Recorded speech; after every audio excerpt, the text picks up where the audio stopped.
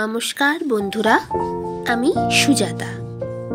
সুজাতাস লাইফস্টাইলের আরও একটি নতুন ভিডিওতে আপনাদের সকলকে স্বাগত।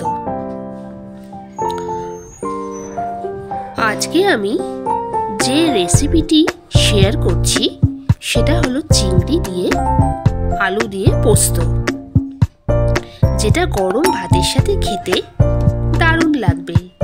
আর যদি রেসিপিটি আপনাদের ভালো লাগে অবশ্যই লাইক, শেয়ার আর সাবস্ক্রাইব করে আমার চ্যানেলের পাশে থাকবেন। তো চলুন রেসিপিটা শুরু করি। প্রথমে এখানে নিয়েছি 3টে মিডিয়াম সাইজের আলু, একটা মিডিয়াম সাইজের পেঁয়াজ আর একটা ছোট টমেটো কেটে রেখেছি। এখানে 250 গ্রাম চিংড়ি মাছ হলুদ আর নুন দিয়ে ম্যারিনেট করে রেখেছি।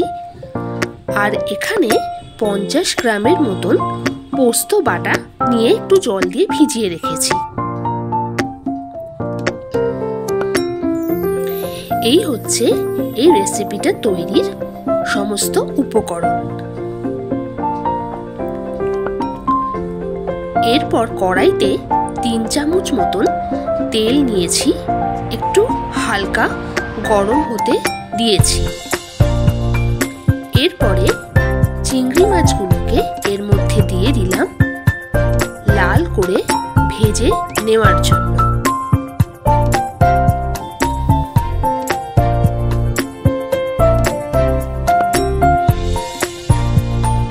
মাছগুলো লাল লাল হয়ে ভাজা হয়ে গেছে।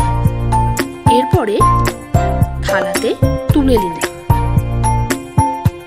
তারপর ওই তেলের মধ্যেই একটু কালো জিরে আর একটা গোটা শুকনো লঙ্কা ফোড়ন দিয়ে একটু নাড়াচাড়া করতে হবে যতক্ষণ লঙ্কাটা একটু হালকা কালো মতন ভাজা হয়ে না আসে। এরপর আলুগুলোকে দিয়ে দিলাম।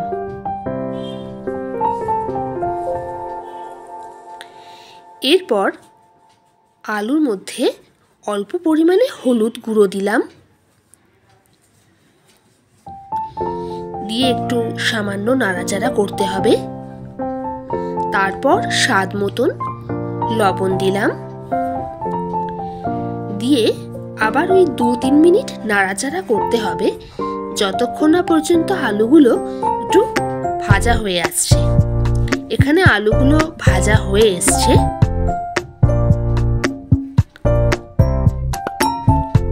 এরপর কেটে রাখা পেঁয়াজ, টমেটো আর 2টো কাঁচা লঙ্কা এর মধ্যে অ্যাড করলাম।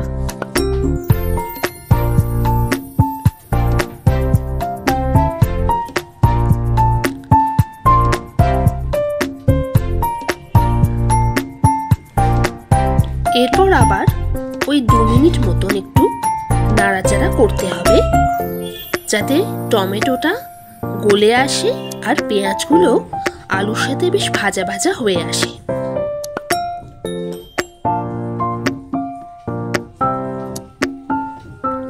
এখানে টমেটোগুলো বেশ নরম হয়ে গলে এসেছে আর পেঁয়াজগুলো ভাজা ভাজা হয়ে এসছে।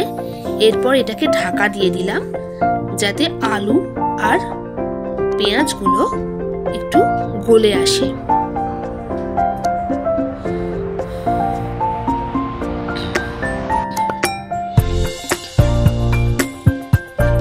তারপর আবার 2-3 মিনিট মতন নাড়াচাড়া করতে হবে।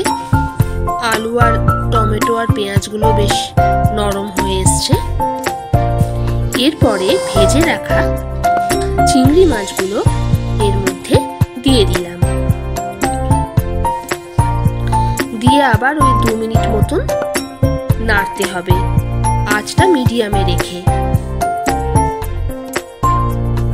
এরপর স্বাদ মতন চিনি অ্যাড করলাম। এরপর আবার ওই 2 মিনিট নাড়াচাড়া করতে হবে যাতে এটা একটু বেশ লাল লাল হয়ে মাখা মাখা হয়ে আসে।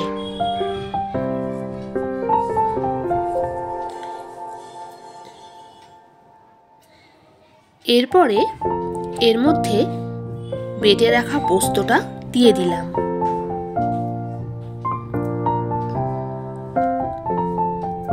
আর ওই পোস্তর বাটির মধ্যেই সামান্য একটু জল দিয়ে সেটাকে একটু ধুয়ে এর মধ্যে দিয়ে দিলাম, মানে সামান্য একটু জল অ্যাড করে দিলাম যাতে এটা একটু মাখা মাখা হয়। বেশ অনেকটাই মাখা মাখা হয়ে এসেছে, আলুগুলো ভালো নরম হয়ে মাখা মাখা হয়ে গেছে। এবার আবার ওই 2 মিনিট মতন একটু নাড়াচাড়া করতে হবে যাতে হালকা একটু লাল লাল ভাব হয়, একটু ভাজা ভাজা ভালো হয়। তো আমাদের এই আলু দিয়ে চিংড়ি পোস্ত একদম গরম গরম ভাতে পরিবেশন করার জন্য রেডি।